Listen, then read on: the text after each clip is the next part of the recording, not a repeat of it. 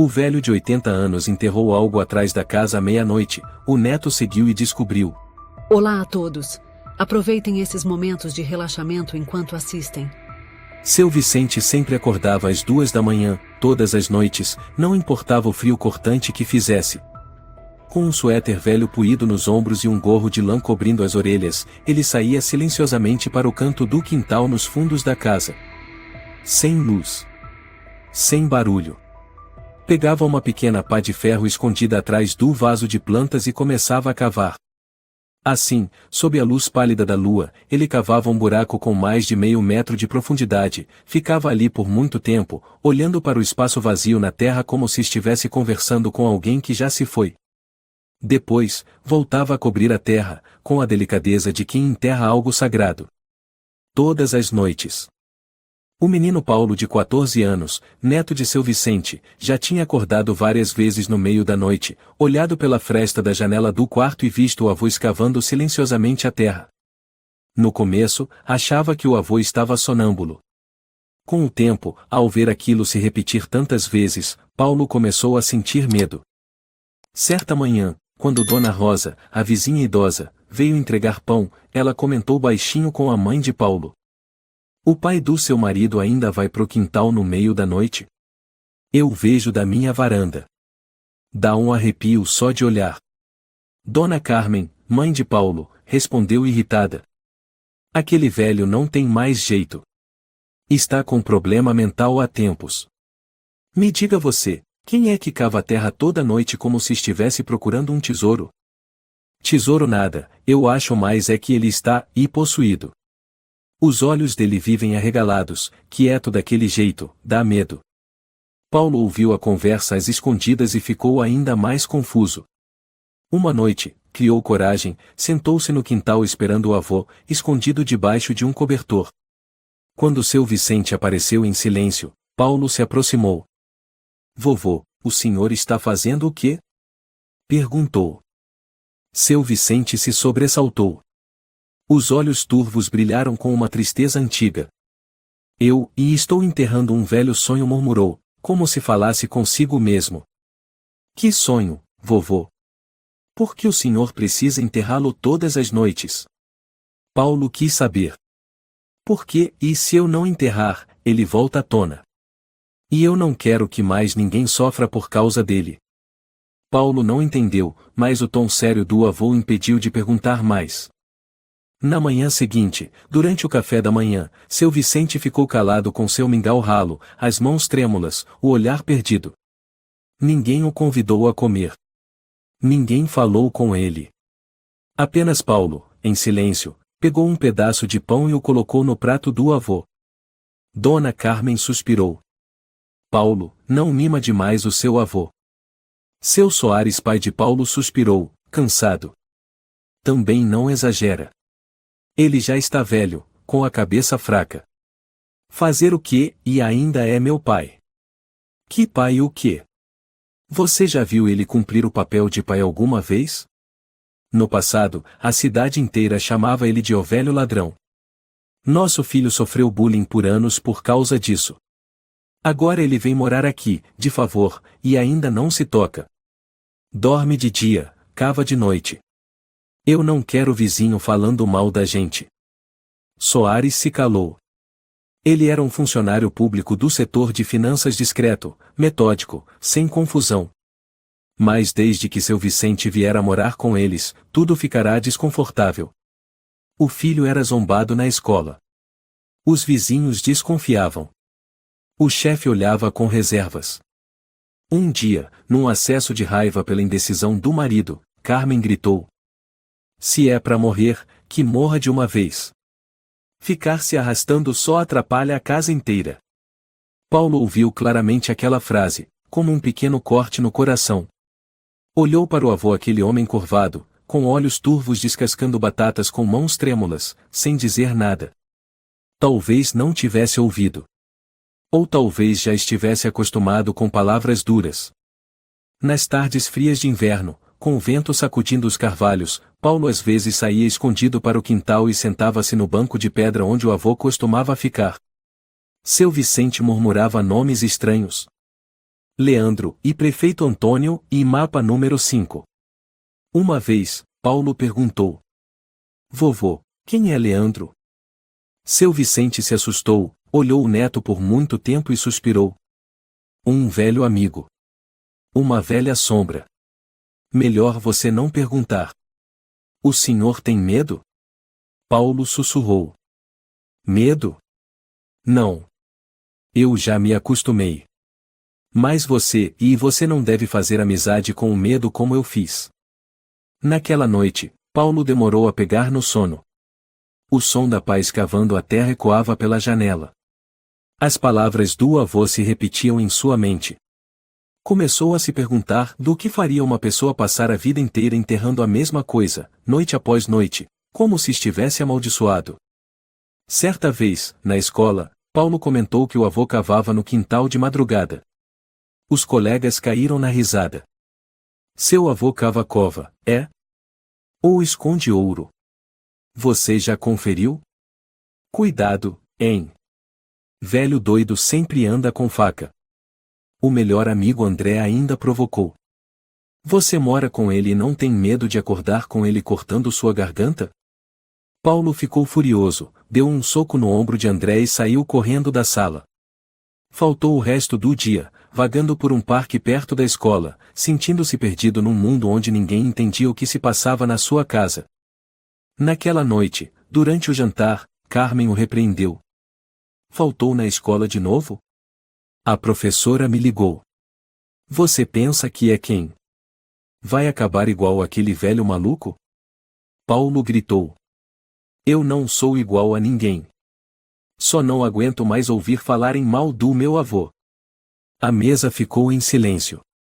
Soares largou os achis, sem olhar para ninguém. Seu Vicente continuou comendo em silêncio, como se nada tivesse acontecido. Depois da refeição, Paulo fez chá para o avô. Quando colocou a xícara à frente dele, seu Vicente olhou e disse baixinho: Não deixe a verdade enterrar você como enterrou a mim. O senhor enterrou a verdade? Não.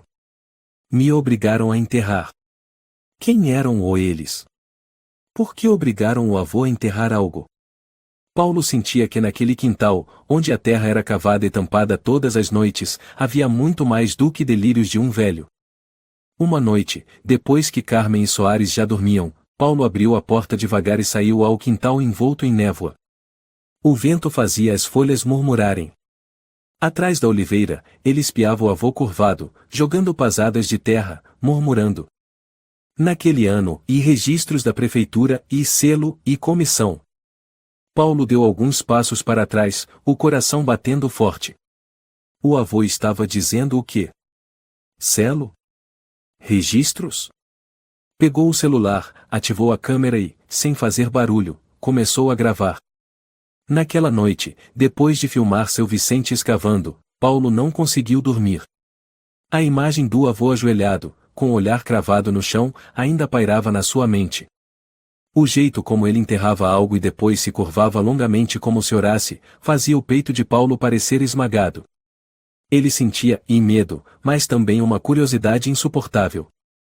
Na manhã seguinte, Paulo pediu para não ir à escola por estar com dor de cabeça. Carmen resmungou e lhe deu um comprimido. Seu Vicente, como sempre, estava sentado à mesa com uma xícara de café fria, o olhar perdido na janela. O céu de Minas Gerais estava cinzento, como se a cidade inteira segurasse a respiração antes de uma tempestade. Ao meio-dia, enquanto a mãe ia ao supermercado e o pai continuava trabalhando no andar de cima, Paulo saiu em silêncio para o quintal. Foi até o ponto exato onde o avô havia cavado na noite anterior um canto ao lado da oliveira velha. A terra já estava coberta novamente, mas ainda fofa. Ele pegou a pá e começou a cavar, tentando imitar a profundidade exata do avô. Depois de mais de meio metro, a pá bateu em algo duro. Uma caixa de lata, antiga, com as bordas amassadas e coberta de ferrugem. Havia manchas de óleo preto impregnadas no metal, fazendo Paulo sentir que segurava um pedaço de tempo apodrecido. Ele olhou ao redor, ninguém estava observando e colocou a caixa sobre o banco de pedra, com as mãos trêmulas abriu a tampa. Dentro havia rolos de arame fino amarrados com um fio de nylon velho, um carimbo vermelho com cabo de madeira entalhado, e um maço de papéis amarelados. No carimbo, estava gravada a inscrição: Prefeitura Municipal de São Vicente, Gabinete do Prefeito. Logo abaixo, um nome: Antônio Ribeiro, um nome tingido de passado. Paulo pegou o carimbo com as mãos trêmulas. Era pesado, gelado. Os papéis na caixa, mapas, registros de imóveis, documentos de transferência de terras, todos traziam aquele selo vermelho. Ao final de muitos deles, uma assinatura com caneta tinteiro, V. Soares, ou exatamente o nome do avô, com o título Secretário Administrativo. Um barulho atrás dele o fez se assustar. "O que você está fazendo aí?" A voz do Sr. Vicente soou rouca e abafada como a neblina. Paulo apressadamente escondeu o carimbo atrás das costas. "Vovô, e o senhor saiu para caminhar?" O Sr. Vicente fixou o olhar na caixa aberta. Seus olhos passaram da surpresa ao pavor. Aproximou-se, arrancou a caixa das mãos do neto e fechou a tampa com força. "Você mexeu nisso?" A voz dele tremia. Eu só estava curioso. Não estraguei nada." "Mas, e vovô, o que é isso? Por que o senhor enterra isso?" "Ninguém pode saber disso." "Ninguém!" gritou o Sr. Vicente, pela primeira vez em tantos anos. As veias do pescoço saltaram. "Você não pode contar para ninguém. Eles vão vir atrás de você. Vão apagar todos os rastros." Paulo arregalou os olhos. "Eles quem? Esse carimbo, e é verdadeiro?" O Sr. Vicente sentou-se no banco de pedra, abraçando a caixa como se fosse as cinzas de alguém querido. "Em 1958, eu era secretário administrativo da Prefeitura Distrital de São Vicente. Na época eu tinha pouco mais de 20 anos, tinha me casado com sua avó fazia 2. Morávamos perto da Praça Central. Tudo era tranquilo e cheio de esperança." Ele fez uma pausa, engoliu em seco como se a dor antiga ainda fosse difícil de descer. Então, numa manhã de junho, todos os registros de imóveis e o carimbo oficial desapareceram do arquivo. Sem deixar rastro. A polícia foi chamada. Disseram que alguém me viu com uma pasta na madrugada. Ninguém quis saber o porquê, ninguém me defendeu. Toda explicação minha foi tratada como desculpa. "Mas por que colocaram a culpa no senhor?" O Sr. Vicente cerrou os punhos. "Porque eu tinha me oposto ao prefeito Antônio e ao conselho por quererem transferir terras públicas para algumas pessoas influentes. Eles queriam transformar terras do povo em propriedades privadas para depois vender. Eu me recusei a assinar aquele documento. E eles se vingaram. Não. Quem me acusou não foi o prefeito. Foi meu melhor amigo Leandro." Paulo ficou imóvel. "Leandro, e o nome que o senhor sempre menciona?" "Sim. Leandro Almeida. Meu assistente direto. Eu confiava nele como a um irmão. Já dividimos o último pedaço de pão quando o salário atrasou. Mas, uma noite ele sumiu, e voltou como herói, o homem que o descobriu o culpado pelo roubo dos arquivos." O Sr. Vicente riu com amargura. "Viu o culpado ou era eu?" A cidade inteira acreditou. "Mas o senhor não foi condenado?" "Faltavam provas nos documentos. Mas fiquei detido preventivamente por 9 meses. Quando fui solto, a casa já estava lacrada. Sua avó caiu em depressão.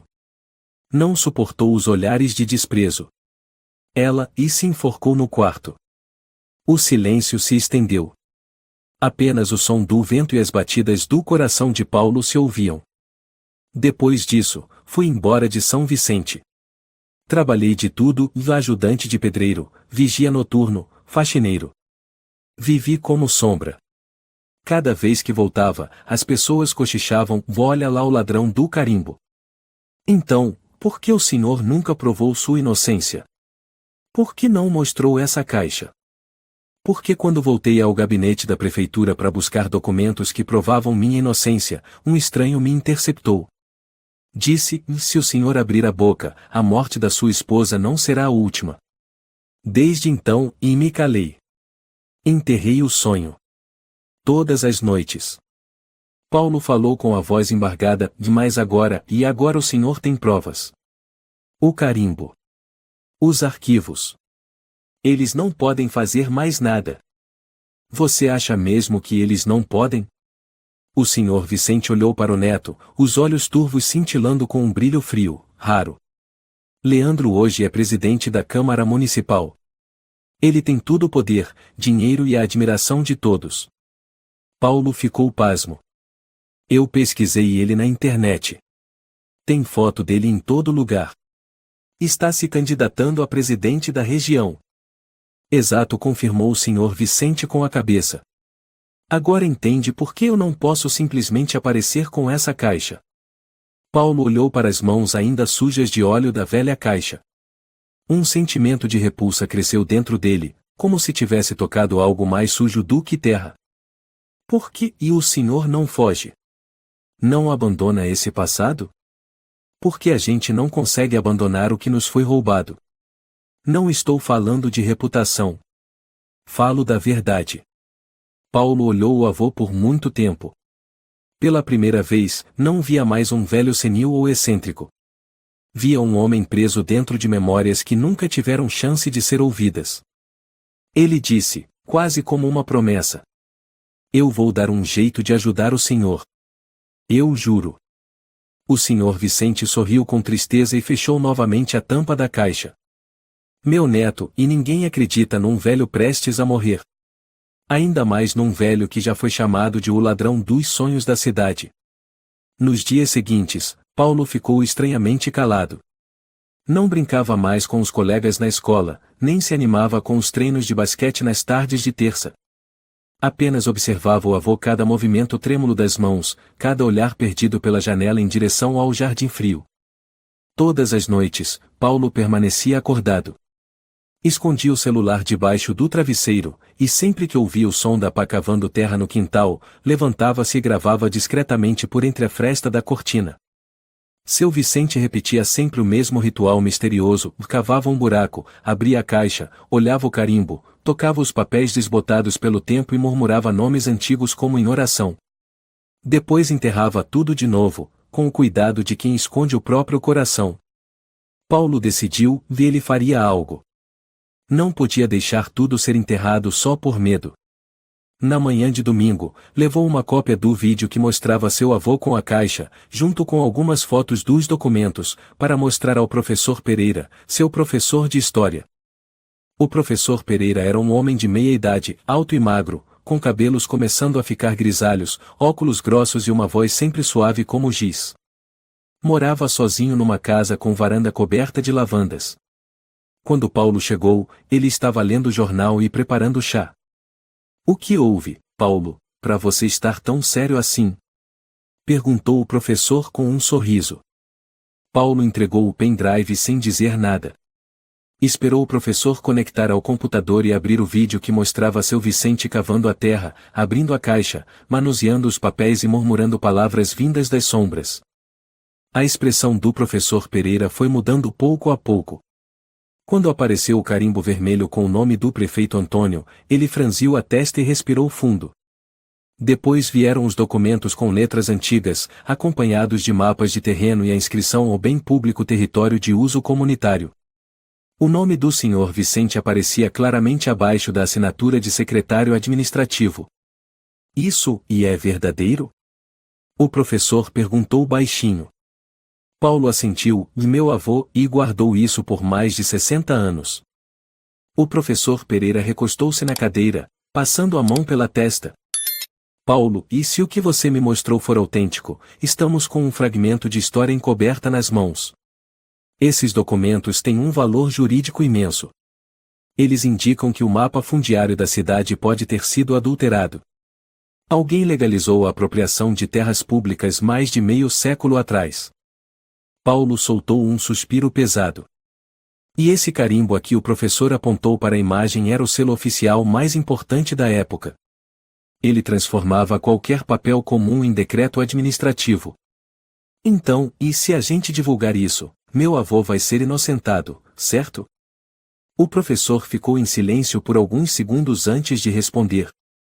Não é tão simples. Isso é extremamente delicado. Se não conseguirmos provar a autenticidade, se apenas uma pessoa alegar que é forjado, seu avô não só continuará desacreditado, como pode ser processado por disseminar informações falsas. Eu entendo. Mas o senhor pode me ajudar? O professor Pereira assentiu lentamente. Vou entrar em contato com um amigo, Eduardo Salles, diretor do Centro de Arquivo Histórico de Minas Gerais. Mas Paulo. Ele olhou fundo nos olhos do garoto. Você precisa ter muito cuidado. Isso não é apenas história.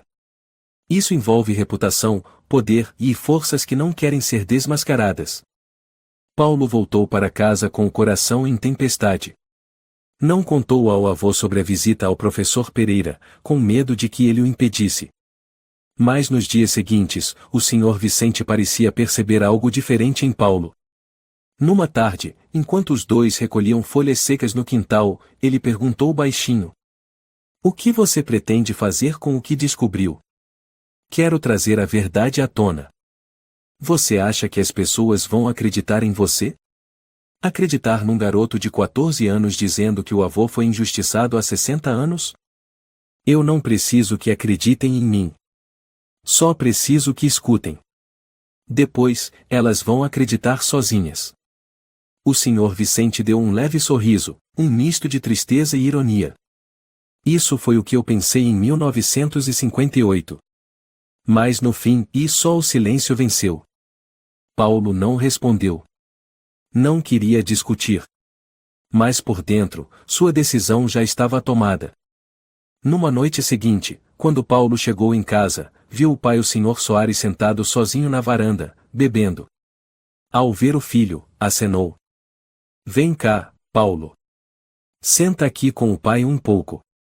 Paulo se aproximou, sentindo o cheiro sutil de álcool no ar. "Você sabe, e quem seu avô já foi?" Soares perguntou, a voz embriagada mas os olhos lúcidos. "Secretário administrativo da Prefeitura Distrital de São Vicente." Isso. Soares riu amargamente. Secretário administrativo. O cargo que a cidade inteira cuspiu em cima. Ele era inocente. Eu acredito nisso.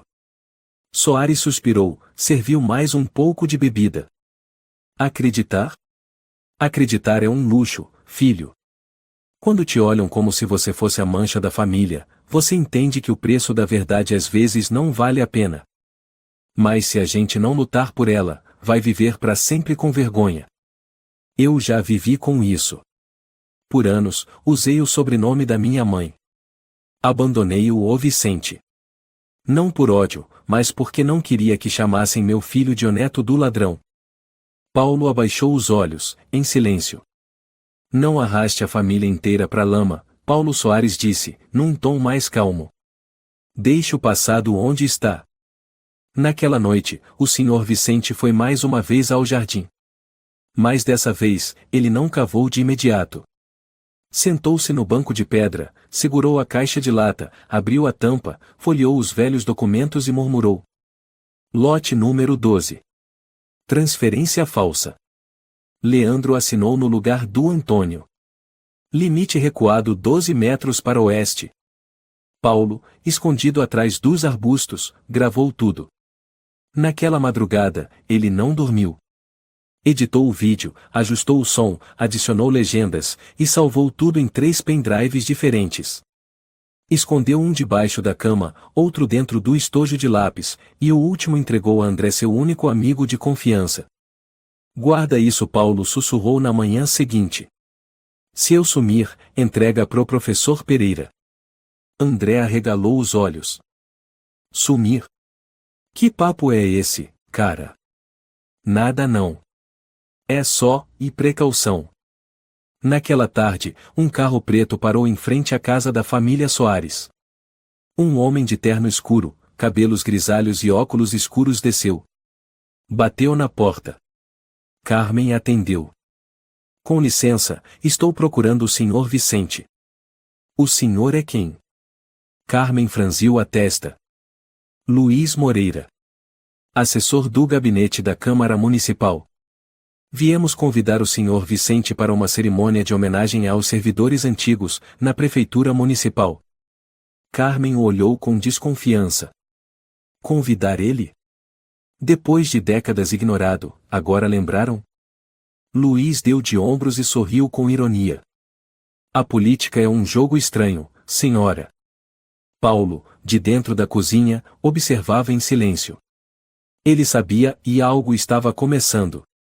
E também sabia que ninguém conseguiria parar a roda da verdade, mesmo que no caminho houvesse espinhos ou lâminas. O Sr. Vicente recusou o convite à prefeitura municipal.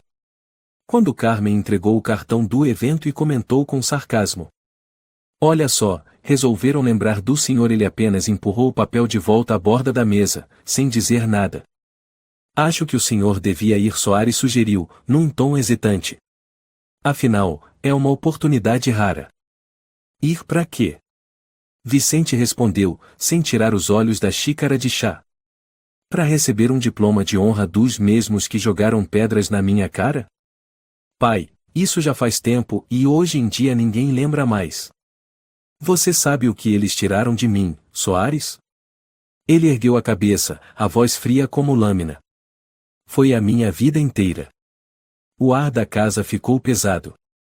Carmen revirou os olhos e foi para a cozinha, resmungando. Sempre o eles. Como se alguém obrigasse ele a sair cavando coisa todo santo dia feito um doido. Vicente desviou o rosto, sem responder. Levantou-se e voltou para o quartinho no térreo, onde havia apenas uma cama de madeira, uma estante apodrecida, e a caixa de lata escondida sob o assoalho. No dia seguinte, quando Paulo convidou o avô para dar uma volta, ele recusou. "Não, vá você sozinho. Mas o senhor vive trancado aqui e esse ar faz mal. Lá fora é pior." Eles ainda lembram. Só não falam mais nada. Paulo não insistiu. Pegou o celular e assistiu novamente ao vídeo em que o avô falava sobre 1958. A voz dele no vídeo era rouca, trêmula, mais clara em cada palavra. Quando a polícia veio revistar a casa, sua avó implorou a eles. Eles a empurraram. Um documento que provava o direito de posse da terra, ainda com a tinta fresca, foi pisoteado por eles. Depois disso, sua avó parou de comer, parou de falar por 3 semanas. E numa manhã, encontraram ela enforcada com o cinto do meu paletó. Essa história, Vicente nunca contou a ninguém da família. Soares jamais perguntou. Carmen só sabia que a avó de Paulo morreu de febre alta. Foi a primeira vez que Paulo viu o que era uma dor e sem grito. Paulo levou aquela história ao professor Pereira. O velho professor ficou em silêncio. Não disse nada, apenas calçou cuidadosamente um par de luvas de tecido branco, pegou os documentos fotocopiados que Paulo havia entregue antes, e assentiu com a cabeça. Enviei as fotos do carimbo e dos documentos para o Sr. Salles, diretor do Centro de Arquivo Histórico de Minas Gerais. Ele confirmou: "Este é o modelo de selo usado entre 1949 e 1958. Único. Nenhuma cópia foi registrada." "Então é verdadeiro?" "Sem margem de dúvida." "É verdadeiro", confirmou o professor. "Mas a verdade não entra sozinha para a história, Paulo. Ela precisa ser colocada. E custa caro." Naquela noite, Paulo decidiu encarar o pai. "Quero que o senhor ouça a história do vovô." "Já ouvi." "Até demais." "Não. O senhor só ouviu uma parte. Eu tenho provas. Vídeos, documentos, o depoimento dele." Soares recostou-se na cadeira, passou a mão na cabeça. "Você ainda não entende. O que ele perdeu não foi só o emprego, foi o nome. O sobrenome Vicente já teve prestígio nessa cidade. Já teve. Depois daquilo, tudo desmoronou. Ele nunca mais pisou na feira sem ser encarado com desprezo. Você sabe o que é ser chamado de o neto de traidor? Justamente por isso temos que falar. A verdade ficou enterrada por 60 anos. Não porque fosse duvidosa, mas porque ninguém teve coragem de abri-la. Você não se cansa? Nossa família vai ser exposta. Sua mãe vai surtar. A escola inteira vai saber. Eles não vão acreditar, Paulo. Vão dizer que o vovô inventou tudo. E aí sim, ele vai desabar de vez. Paulo olhou para o pai, e pela primeira vez viu um medo covarde nos olhos dele. O senhor pretende viver assim até quando? Fugindo até meu filho também ter que mudar de sobrenome? No dia seguinte, Paulo faltou à escola. Disse que estava gripado, mas na verdade estava montando um plano. Ele sabia que Leandro Almeida, presidente da Câmara Municipal, teria um encontro com eleitores na biblioteca comunitária. Paulo deu um jeito de entrar. Usava um casaco grande, gorro de lã e máscara, fingindo ser um dos voluntários que distribuíam panfletos. Quando Leandro apareceu e subiu no púlpito com um sorriso típico de político, Paulo ficou atrás da câmera e o encarou como quem encara um fantasma do passado. Leandro começou o discurso de sempre. Por 60 anos, servi esta comunidade de São Vicente sem descanso. Sem manchas, sem máculas. Paulo apertava o celular no bolso. A mão tremia, não por frio. Naquela noite, voltou para casa e contou tudo ao avô. Vicente não se espantou. Apenas assentiu e disse: "Se você quiser, vamos até ele." "Ver o Leandro?" "Sim. Se você teve coragem de dar um passo, eu não vou recuar." Paulo mal acreditava. "Tem certeza?" Há encontros que, se não acontecerem, viram fardos eternos. Na manhã seguinte, os dois foram à prefeitura municipal. A porta de madeira do gabinete do presidente da Câmara era tão pesada quanto antigamente. A secretária de Leandro era uma mulher chamada Isabela, rosto impassível, alta, cabelo preso com firmeza. Ao ouvir o nome Vicente, hesitou por um segundo e então sorriu com desdém. "Senhor, o presidente está em reunião. Não atende visitas sem hora marcada." "Diga a ele que Vicente está aqui." Paulo interrompeu. "Ele vai saber." Isabela desapareceu por alguns minutos. Quando voltou, não sorria mais. "Entrem." O gabinete de Leandro era luxuoso, com paredes revestidas de carvalho, uma mesa de madeira maciça, e uma estante atrás com livros e mapas da cidade emoldurados. Leandro estava sentado numa poltrona de couro. Seus olhos brilharam com surpresa e cautela ao ver Vicente. "Quanto tempo?" disse ele, com voz monótona. "Muito", respondeu Vicente, seco como pedra. "O senhor ainda está, e bem?" Leandro olhou para as mãos trêmulas de Vicente, com um olhar de piedade fingida. "Bem o bastante para lembrar o que você fez." Leandro deu uma risadinha. "Continua com suas fantasias. Já se passaram 60 anos, Vicente. E você continuou vivendo sobre o cadáver do meu sonho por todos esses 60 anos. Leandro recostou-se na cadeira, cruzando os braços. "Não tenho tempo para filosofia. Se veio buscar honra de volta, sugiro procurar uma editora. E não traga uma criança junto." Paulo se manifestou. "Temos provas. O carimbo. Os documentos. Um vídeo em que o senhor admite." Leandro semicerrava os olhos. "Admito? Eu?" "Sim. Na conversa de 1960 com o senhor André que gravou tudo." Leandro riu mais alto. "Não seja ingênuo, garoto. Na época, se eu não culpasse ele, quem morria era eu. Ele que foi burro." O ar congelou. Paulo apertou o botão do gravador no bolso. Vicente soltou um longo suspiro. Leandro se levantou, aproximou-se e sussurrou no ouvido de Vicente: "Volta para enterrar suas porcarias, velho miserável."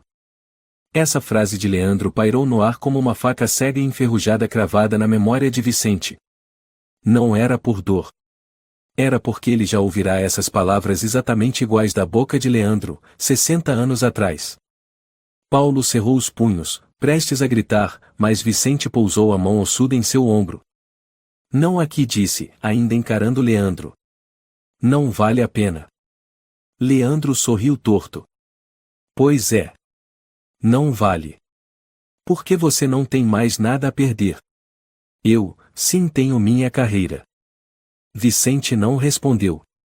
Virou-se com o neto e foi embora. Mas Paulo, antes de sair da sala, olhou firme nos olhos de Leandro. O Senhor nos roubou uma vida inteira. Mas não vai levar o que resta dela. No caminho de volta, os dois ficaram em silêncio. Vicente sentou-se no fundo do ônibus, olhando pela janela salpicada de chuva. Paulo se curvou sobre a mochila, tentando se acalmar. Quando chegaram em casa, Carmen já estava na porta, claramente irritada. Onde vocês estavam a manhã inteira sem avisar ninguém? Gritou. Um velho e um menino que devia estar na escola. Soares, cuide do seu filho. Soares saiu de casa, confuso. O que houve? Onde vocês estavam?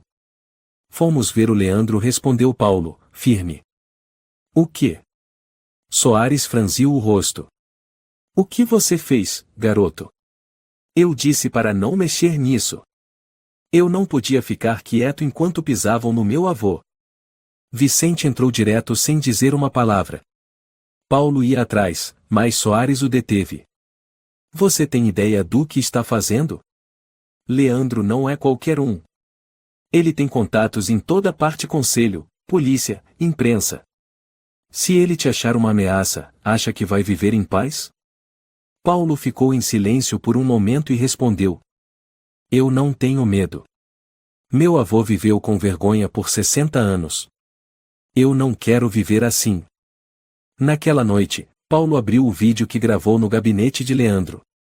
A conversa, os olhares, a arrogância daquele velho, tudo estava registrado com nitidez.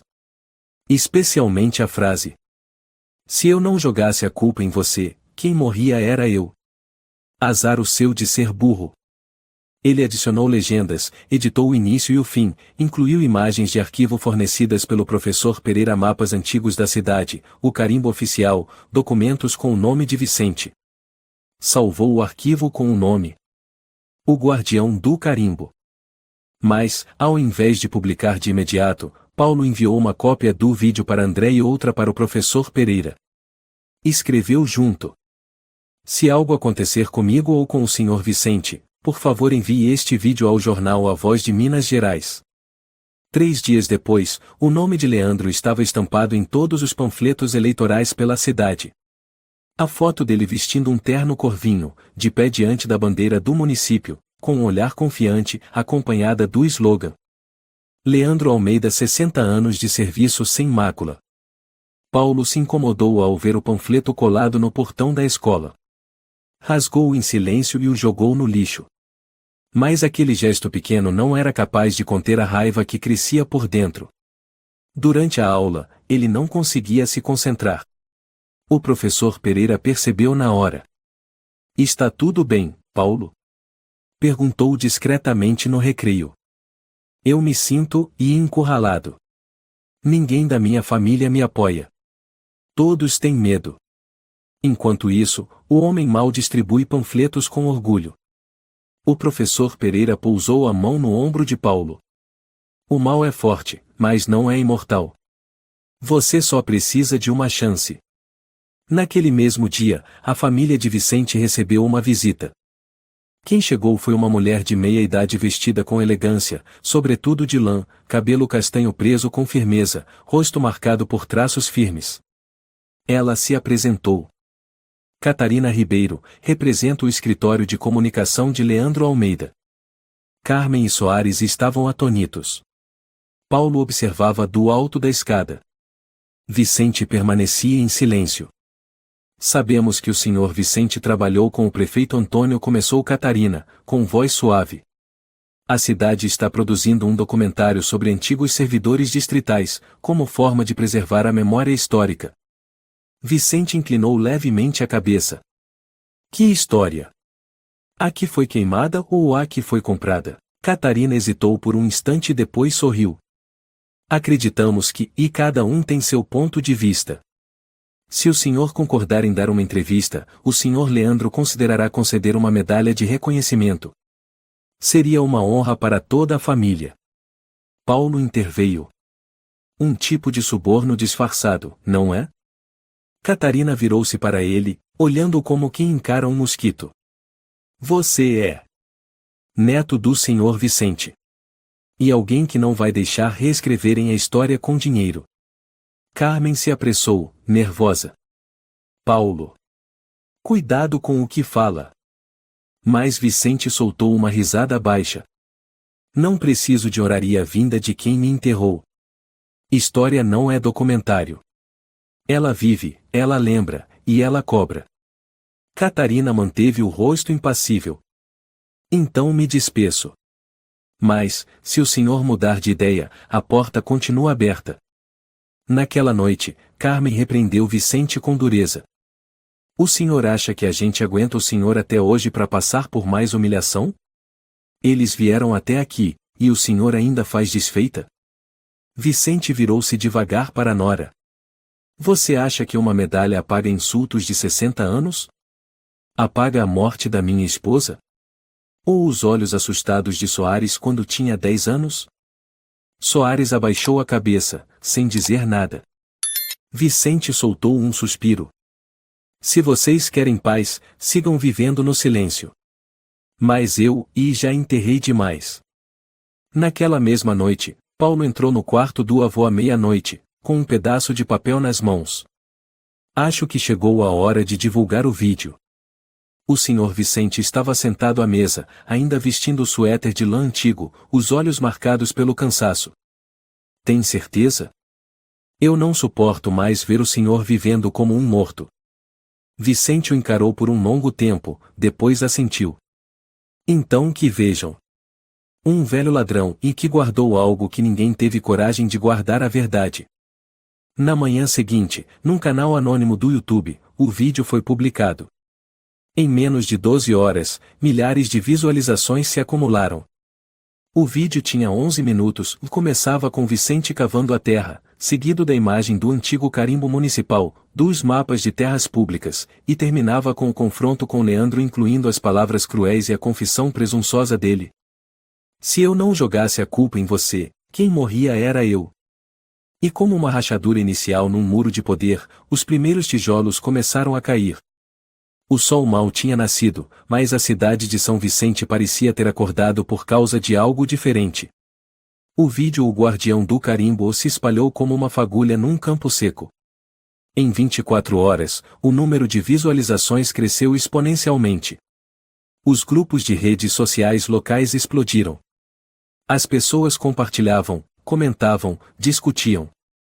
Aquele vídeo não era como qualquer outro que a cidade já vira, e não era escândalo amoroso nem corrupção banal. Era uma acusação clara com imagem, som e testemunha viva contra o homem mais poderoso da região, Leandro Almeida. Paulo acompanhava tudo de seu quarto, com os olhos arregalados. Não conseguiu dormir nem um minuto naquela noite. Na manhã seguinte, ao chegar na escola, o professor Pereira o chamou na sala da direção. Sobre a mesa havia uma pilha de impressões, pequenas matérias começavam a surgir, citando o vídeo, trechos de documentos históricos comparados. Você está fazendo algo grande, Paulo, disse o professor, com voz pesada. Mas também entrou numa zona perigosa. O senhor quer dizer o quê? Existe uma regra não escrita, e quando alguém toca no poder, o poder revida. Naquela tarde, quando Paulo chegou em casa, encontrou um envelope em frente ao portão. Sem remetente. Dentro, havia um bilhete. Cuidado. Quem cava demais só encontra cadáver. Sua família pode ser enterrada junto. Ele apertou o papel com força, não disse nada, apenas o enfiou no bolso do casaco. Naquela noite, imprimiu 3 cópias e mandou uma para André, outra para o professor Pereira, e escondeu a terceira dentro da caixa de ferro sob sua cama. Na manhã seguinte, Carmen encontrou o bilhete no bolso do casaco de Paulo enquanto lavava a roupa. Ela gritou. Paulo! Quem mandou isso? Isso é uma ameaça de morte. Soares correu até a cozinha, leu o bilhete e empalideceu. Vicente estava encostado na mesa, olhos baixos. Viu só? Eu falei que não era para mexer com gente perigosa. Carmen estava quase em pânico. Temos que chamar a polícia. Chamar para quê? Paulo retrucou. A polícia daqui é toda amiga do Leandro. Eles vão só registrar o caso e culpar os moleques. Soares deu um soco na mesa. Chega! Para de colocar essa casa em risco. Paulo ficou em silêncio, olhando para o avô. Ele ainda não falava. Depois de alguns segundos, Vicente disse com voz lenta: Se tem medo, pare, Paulo. Mas se decidir seguir, não volte atrás por causa de latidos. Aquela frase ecoou na mente de Paulo o dia todo. À tarde, quando André chegou, os dois foram a uma pequena cafeteria perto da biblioteca para discutir os próximos passos. E aí, o que você vai fazer? André perguntou. A gente precisa chegar à imprensa de verdade. Um jornal grande. Nível nacional. Você conhece alguém? Não. Mas o professor Pereira conhece. Ele disse que vai tentar falar com a jornalista Alexandra Costa, aquela que investigou o caso de corrupção de terras em Campinas no ano passado. André assentiu, mas falou com cautela. Eu te apoio. Mas precisa saber, e se isso for adiante, ninguém vai ter paz. Especialmente seu avô. Paulo apertou os olhos.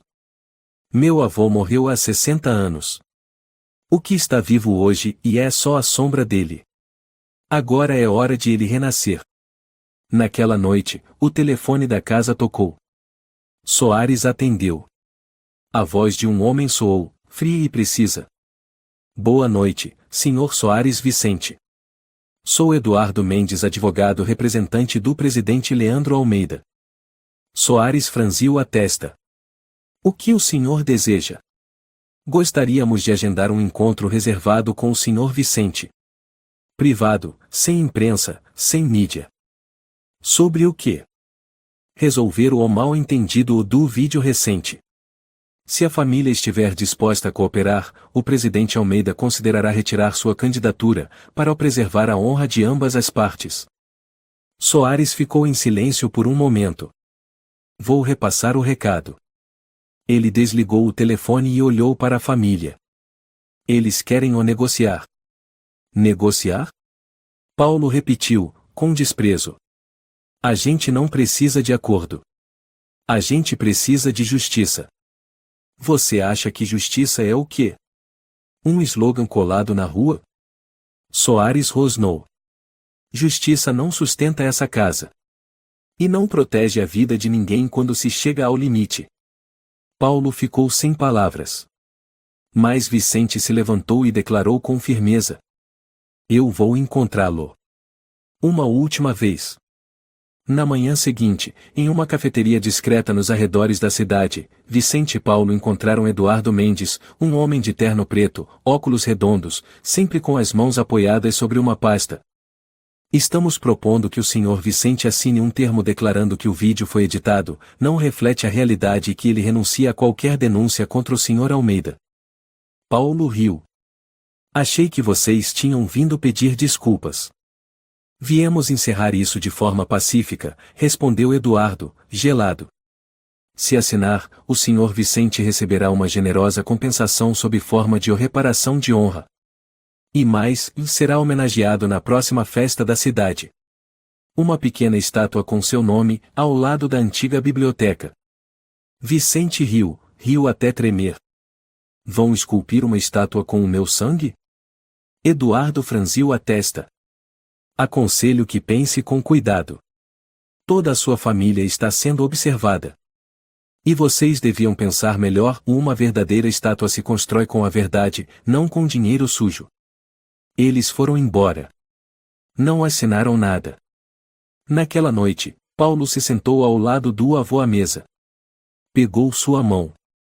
Eu fico pensando, e se isso não der certo, será que a gente vai perder ainda mais? Vicente respondeu baixinho, com os olhos fixos na parede onde estava pendurada a foto da avó, ainda jovem. Esse sonho já me custou tudo. E é exatamente por isso, e que ele não pode morrer uma segunda vez. Lá fora, o vento soprava longas rajadas pelos telhados antigos. Mas dentro de Paulo, o fogo não tremia mais. Ele já estava em chamas. 4 dias após o encontro com o advogado Eduardo Mendes, a cidade de São Vicente já não tinha mais a mesma paz de antes. Em cada esquina, café ou corredor de escola ecoavam nomes que muitos pensavam estar enterrados: Vicente Soares, Leandro Almeida, Carimbo Vermelho, terras públicas transferidas. A opinião pública se dividia. De um lado, os que apoiavam o Sr. Vicente, chamando-o de o guardião da história. Do outro, os leais a Leandro, que alegavam que o vídeo podia ter sido manipulado. Repetiam o velho lema: 60 anos de serviço sem mácula. Estava impresso em milhares de panfletos colados pelas paredes. Enquanto isso, Leandro permanecia calado. Sumiu da vida pública por uma semana, sem comparecer a reuniões ou eventos da campanha.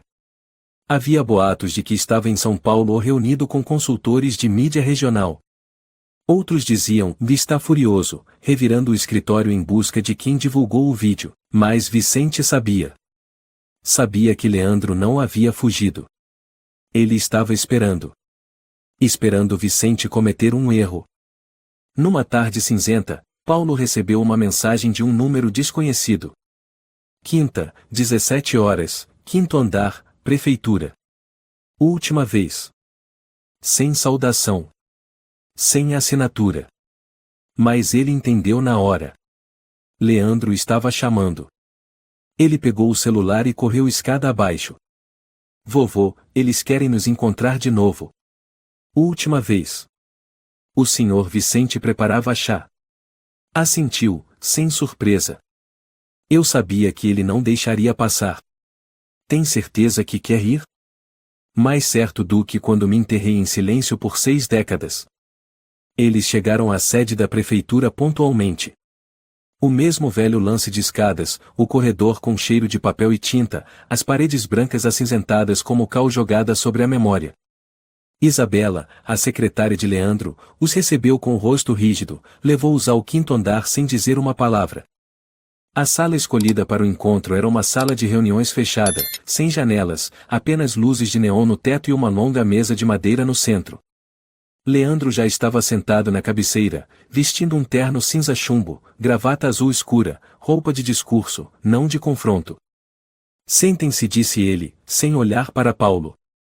Vicente não se sentou. Permaneceu de pé, apoiado na bengala, olhando diretamente para o homem que o havia destruído. Fale. Pela última vez. Leandro suspirou, abrindo as mãos como quem se rende. Não vim para brigar, Vicente. Vim encerrar esse ciclo. Já estamos velhos.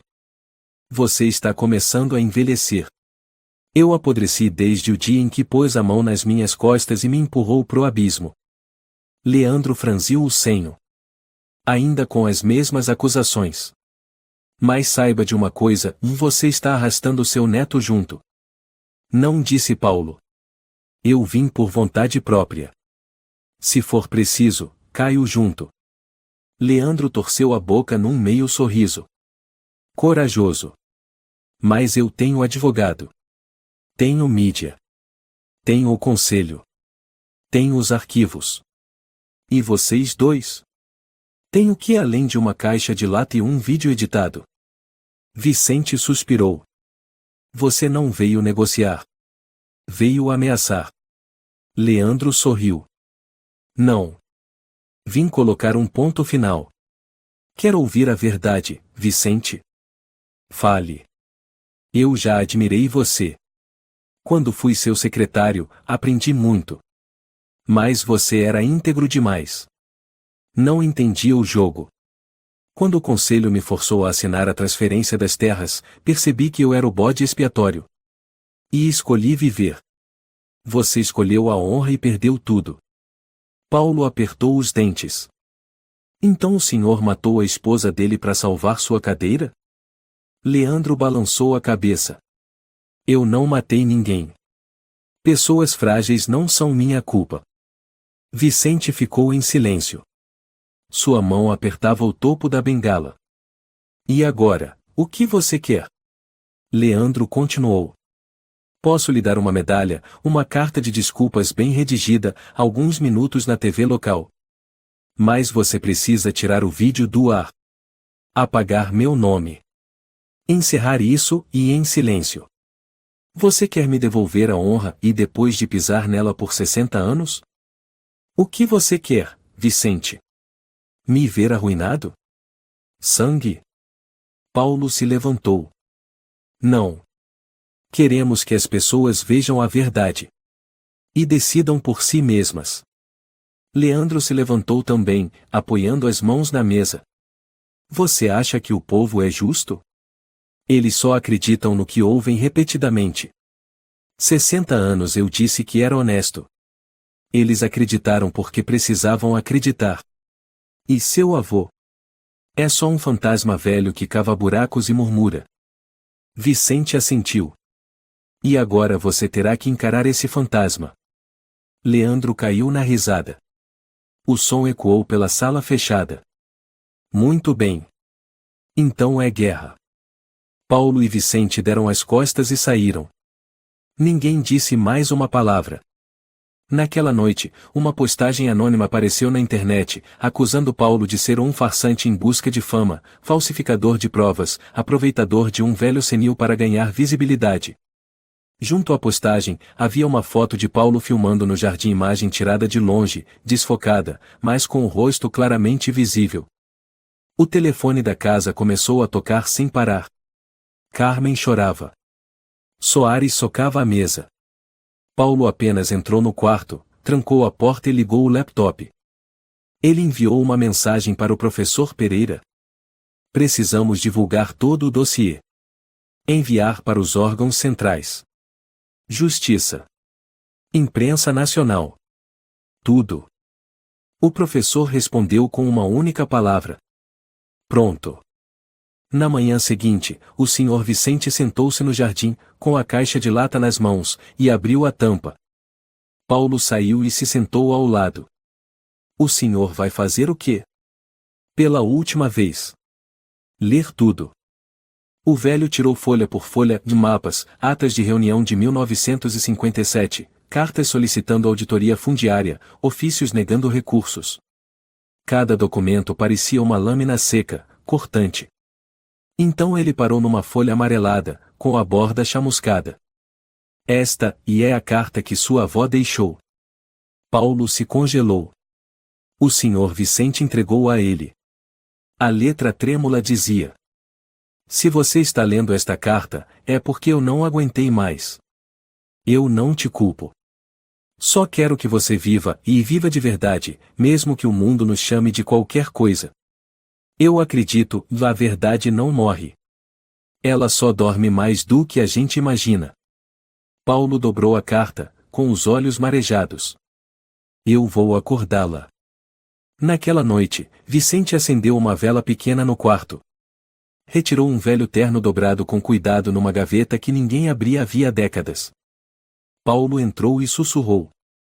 O senhor, e vai fazer o quê? Vicente sorriu. Amanhã é a coletiva de imprensa. Você mandou os convites, não foi? Sim. Imprensa de Minas Gerais, Campinas e até Jornal Nacional. Todos querem ouvir o senhor. Então, e eu não vou mais enterrar. Na manhã seguinte, o senhor Vicente saiu de casa com o terno desbotado, carregando a caixa de lata. Paulo caminhava ao lado. A rua inteira parecia prender a respiração. As pessoas que antes lhe viravam o rosto, que cuspiam no chão quando ele passava, agora abriam discretamente as janelas para olhar. Os olhos já não eram de desprezo, mas de espanto, de dúvida, e até de receio. Vicente virou-se e olhou para o jardim dos fundos, o lugar onde enterrou seus sonhos em silêncio. Obrigado, meu neto, disse baixinho. Agora eu não preciso mais enterrá-los. Paulo sorriu e apertou sua mão com firmeza. Debaixo da velha oliveira, onde o velho maluco cavava buracos, agora floresciam dentes de leão por todo lado. O vento soprava, e as sementes voavam como pequenos espíritos brancos, saudando o sol. A Prefeitura Municipal de São Vicente nunca esteve tão cheia como naquela manhã. As pessoas se aglomeravam nos degraus de pedra, ocupavam até o outro lado da rua. A imprensa local montou câmeras desde as 6 da manhã. Carros de reportagem de Campinas e Ribeirão Preto se enfileiravam sob os carvalhos antigos da praça. Alguns alunos do ensino médio até subiram na varanda da biblioteca para conseguir um melhor ângulo. Às 8h30, em ponto, as grandes portas se abriram. Vicente Soares, 80 anos, saiu para a luz. Ninguém riu. Ninguém cochichou. Todos apenas observavam o velho de terno gasto, com a caixa de lata amassada nas mãos. Paulo seguia logo atrás, com o rosto tenso, mas determinado. Uma repórter da RTV Minas Gerais se aproximou com o microfone. Senhor Vicente, o senhor gostaria de dizer algo antes da coletiva começar oficialmente? Vicente olhou para a repórter, depois para as dezenas de rostos em silêncio à sua frente. Ele assentiu devagar. Depois de hoje, não precisarei mais enterrar meus sonhos todas as noites. A sala de reuniões no segundo andar estava lotada. O conselho da cidade foi forçado a instalar telões no saguão para que o público pudesse acompanhar ao vivo. À mesa principal, além de Vicente e Paulo, estavam o professor Pereira como representante da área de História e a advogada Alexandra Costa, que aceitou prestar apoio jurídico à família após analisar toda a documentação. A doutora Costa era uma mulher perspicaz, ágil, conhecida por reverter 2 grandes casos de grilagem no Centro-Oeste. Seus cabelos negros estavam presos num coque alto, os óculos escuros repousavam sobre um grosso dossiê à sua frente. Por favor, peço que todos se acomodem, disse Costa ao microfone. Vamos iniciar a apresentação. Paulo se levantou e ligou o projetor. Na tela, apareceram a caixa de lata, o carimbo vermelho, os mapas das terras e os documentos de registros fundiários de 1957. Estes são os arquivos que meu avô guardou por 60 anos. Eles provam que certos lotes de terras públicas foram transferidos ilegalmente a particulares, com assinatura falsificada do prefeito Antônio e uso de um carimbo autêntico. Murmúrios começaram a percorrer a sala. Costa deu sequência. Verificamos a autenticidade por meio de 3 instituições independentes, incluindo o Centro de Arquivo Histórico de Minas Gerais. Todas confirmaram que os documentos são genuínos. E o carimbo declarado como perdido em 1958 corresponde exatamente ao exemplar original arquivado. O professor Pereira se levantou. Sua voz era suave, mas firme. Mais do que provas legais, isso é parte de uma história enterrada. Um homem, Vicente Soares, foi difamado, marginalizado e excluído da sociedade por uma acusação sem base. E quem foi o acusador? Perguntou um repórter. Costa olhou para Paulo. O garoto pegou o controle e passou para o próximo slide, o vídeo do confronto no gabinete de Leandro Almeida. Na sala silenciosa, a voz de Leandro ecoou com clareza. Se eu não jogasse a culpa em você, quem morria era eu. Azar o seu de ser burro. E logo depois, a frase cortante. Volta a enterrar, seu velho desgraçado. A sala explodiu. Algumas pessoas se levantaram de sobressalto. Outras arregalaram os olhos, balançaram a cabeça. Microfones foram erguidos de todos os lados. Os repórteres gritavam perguntas. Senhor Vicente, o senhor pretende pedir alguma reparação ao conselho da cidade? Paulo, quem ajudou vocês a validar essas informações? Doutora Costa, sua equipe já procurou o Ministério Público. Vicente apenas ergueu a mão, pedindo silêncio. Eu não vim aqui para pedir indenização. Só quero meu nome de volta. Em menos de 24 horas, o vídeo da coletiva foi compartilhado por toda a internet. O nome de Leandro Almeida subiu rapidamente ao topo das buscas em Minas Gerais. Sob pressão pública, o Conselho Municipal foi obrigado a convocar uma reunião emergencial. A sessão a portas fechadas foi tensa. Mas ainda naquela tarde, um comunicado oficial foi emitido.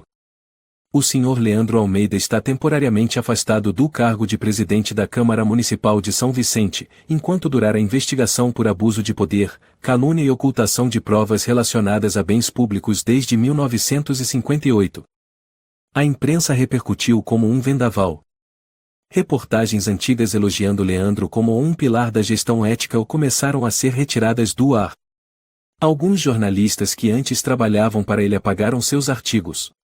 Em grupos do Facebook locais, os moradores trocaram suas fotos de perfil por uma imagem do Sr. Vicente segurando o carimbo, com os dizeres: "La verdade despierta. A verdade desperta."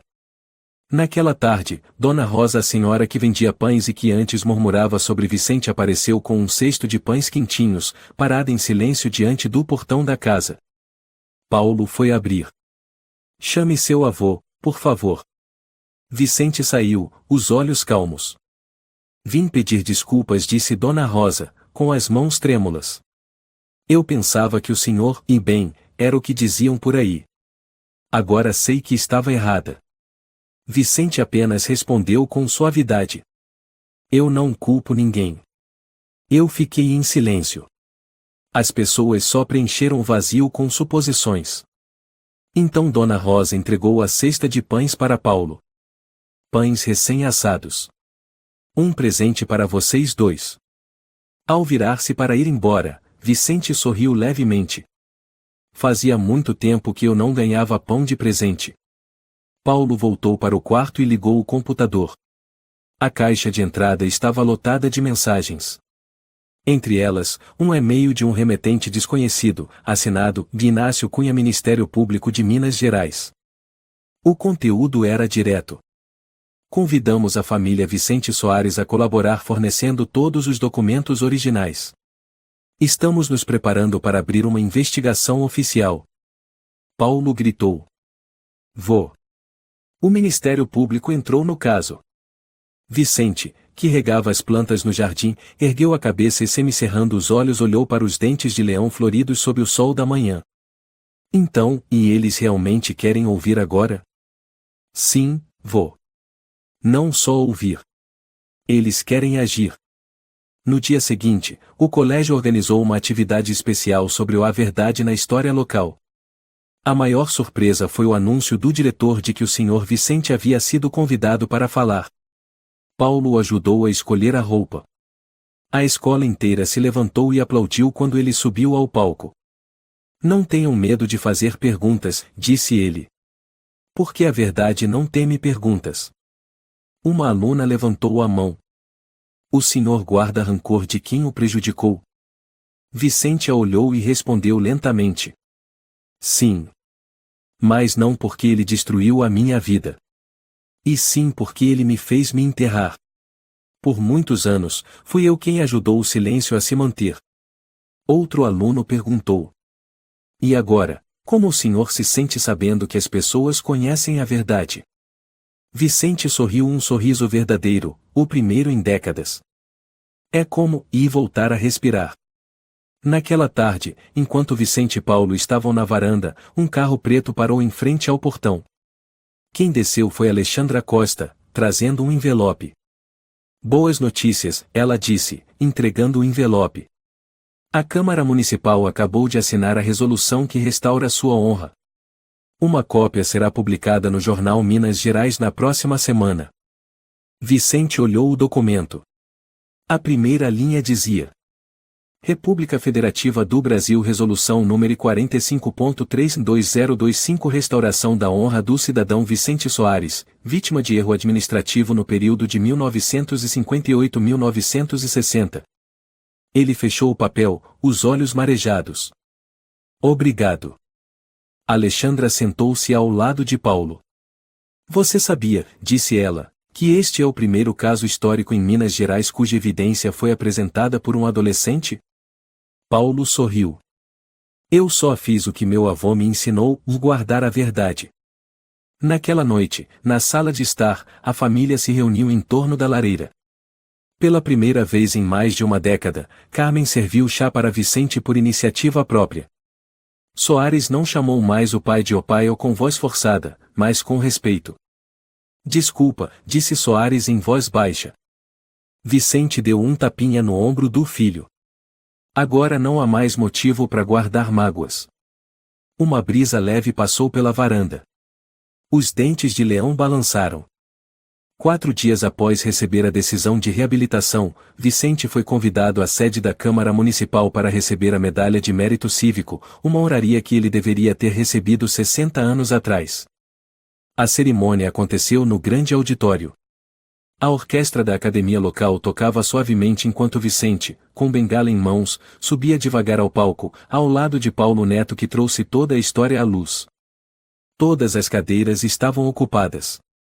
A imprensa de todo o estado de Minas Gerais estava presente. Na primeira fila, havia representantes do Ministério Público, do Centro de Arquivo Histórico e membros do Congresso Estadual. A advogada Alexandra Costa foi a primeira a falar.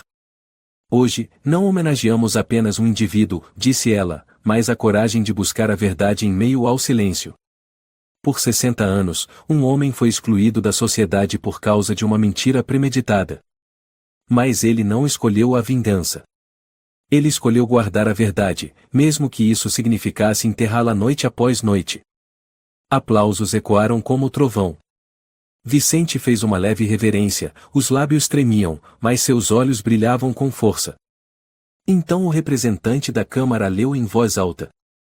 Em nome da Prefeitura de São Vicente, temos a honra de conceder a Medalha de Mérito Cívico ao Sr. Vicente Soares, secretário administrativo em 1958, como reconhecimento por sua dedicação, lealdade e dignidade inabalável em prol do interesse público. O auditório se levantou e aplaudiu enquanto o distintivo era preso à lapela de seu paletó. Após a cerimônia, no pátio atrás da Câmara, onde havia uma nova estátua de pedra branca, Vicente foi convidado a cortar a fita de inauguração. A placa aos pés da estátua dizia: Vicente Soares, de 1939. O guardião do selo, o guardião da verdade. Atrás, um menino puxou a mãe e apontou para a estátua. Mãe, esse homem é de verdade? A mãe assentiu. Sim. Um homem de verdade no mais pleno sentido da palavra. Enquanto isso, jornais de toda a região publicaram uma série de matérias revirando o caso do selo, um segredo enterrado por 60 anos. A televisão nacional entrevistou Paulo e Vicente no jardim de casa, aquele que já foi chamado de o terreno louco do velho maluco. Paulo foi convidado a falar na Conferência Regional de Educação sobre o valor da verdade em tempos de desinformação. Vestido com camisa branca e o broche de aluno, ele falou diante de centenas de professores e estudantes de várias cidades. Eu não fiz nada grandioso, disse Paulo, com voz calma. Só registrei a verdade. E às vezes, a verdade só precisa de alguém que não a esqueça.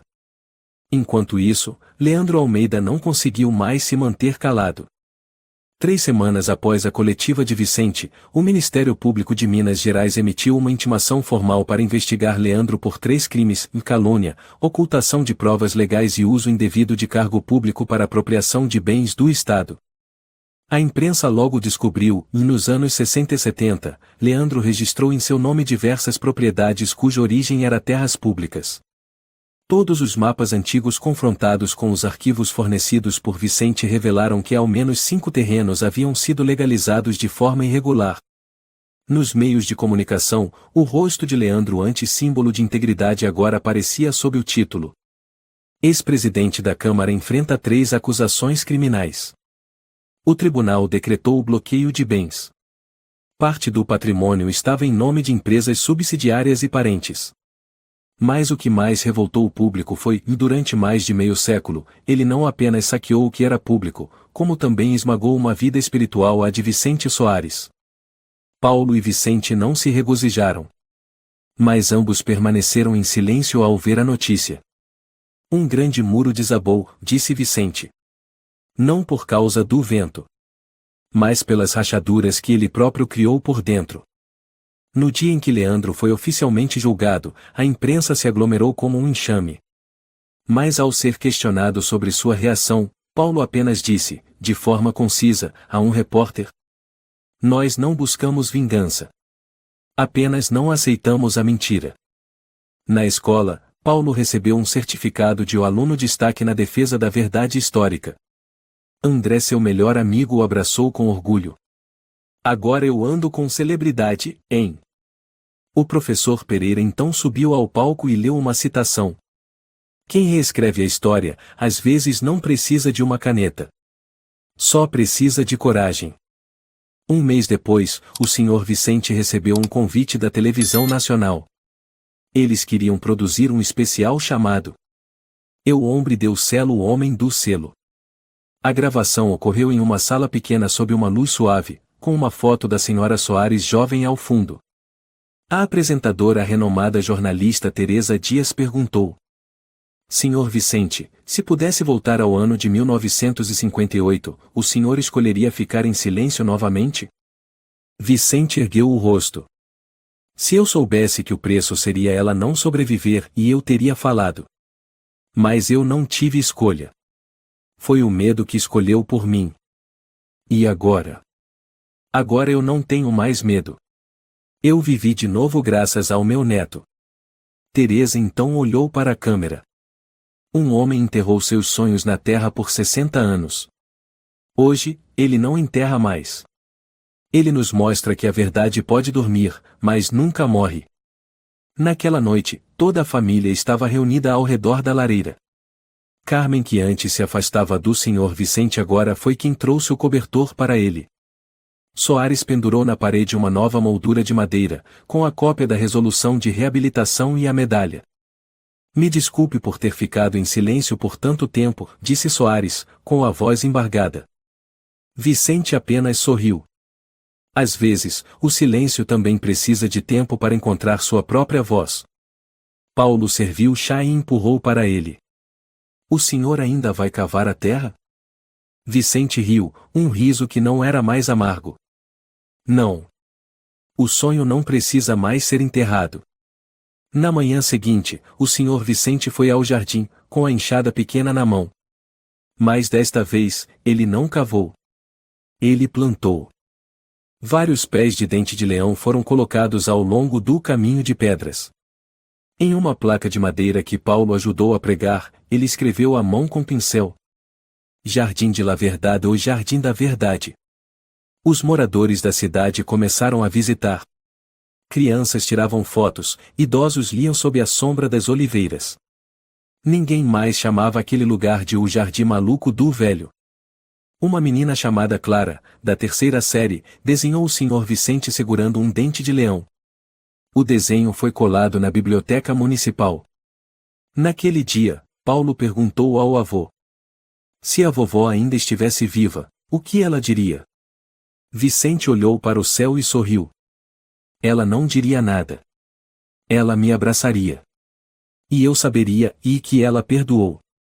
E numa manhã tranquila, no jardim agora banhado de luz, o Sr. Vicente sentou-se num banco de pedra e fechou os olhos. Em suas mãos, não havia mais a caixa de lata. Apenas um dente de leão, flutuando suavemente ao vento. A história é uma lição profunda sobre o poder da verdade e da perseverança. Mesmo caluniado, humilhado e silenciado por 60 anos, o Sr. Vicente preservou sua honra com um silêncio carregado de dignidade. A coragem de Paulo mostra que, basta uma pessoa acreditar na justiça, a verdade será despertada. A narrativa também expõe as consequências cruéis da mentira sustentada pelo poder, e afirma que a justiça pode tardar, mas nunca desaparece enquanto houver alguém disposto a lutar por ela.